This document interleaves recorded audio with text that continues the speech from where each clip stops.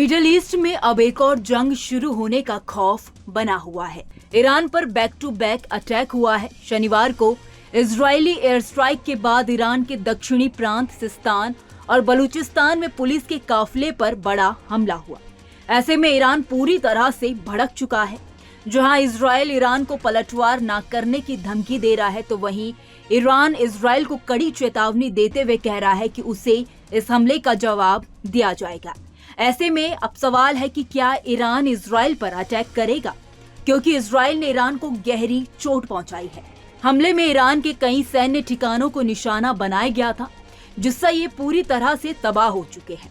हालांकि ईरान का कहना है कि उसकी मिसाइलों ने हमले को भांप लिया और ज्यादा नुकसान नहीं हुआ है, मगर मीडिया रिपोर्ट्स की माने तो इस हमले में ईरान को काफी ज्यादा नुकसान पहुंचा है। बताया जा रहा है कि इजरायल ने ईरान के उन ठिकानों को निशाना बनाया है जहां वह अपने बैलिस्टिक मिसाइल बनाता और रखता था। रिपोर्ट्स में कहा गया है कि इजरायल के इस हमले में ईरान की मिसाइल फैक्ट्री पूरी तरह से तबाह हो गई है।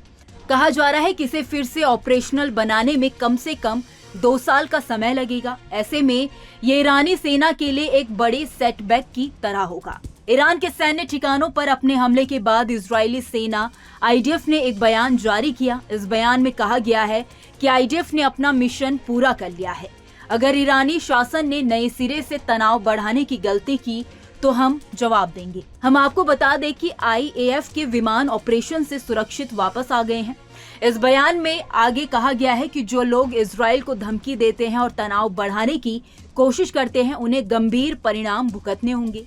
आज की कार्रवाई इजरायल राज्य और उसके नागरिकों की आक्रामक और रक्षात्मक दोनों तरह से रक्षा करने की हमारी क्षमता और प्रतिबद्धता को दर्शाती है। ईरान इजरायल में जंग के बीच ईरान, सीरिया और इराक ने अपने एयर स्पेस को पूरी तरह से बंद कर दिया है। Open source flight tracking website flight radar 24 के अनुसार इन तीनों देशों के ऊपर से कोई भी विमान उड़ान नहीं भर रहा है। हालांकि ईरान ने अब घोषणा की है कि वह हमलों के बाद उड़ानें फिर से शुरू करेगा। इराक ने कहा है कि हमलों के बाद उसने नागरिक उड्डयन की सुरक्षा को देखते हुए हवाई क्षेत्र पर बैन लगाया है। इतने नुकसान के बाद माना जा रहा है कि ईरान शायद चुप बैठ जाए, लेकिन इस जंग में कब क्या होता है कुछ कहा नहीं जा सकता। खैर, इस खबर में इतना ही। इस खबर को लेकर आपकी क्या राय है, आप हमें कमेंट सेक्शन में जरूर बताइए। वीडियो अगर पसंद आया हो तो वीडियो को लाइक और शेयर करना ना भूलें। बाकी देश और दुनिया की तमाम बड़ी अपडेट्स के लिए देखते रहिए न्यूज नेशन का डिजिटल प्लेटफॉर्म।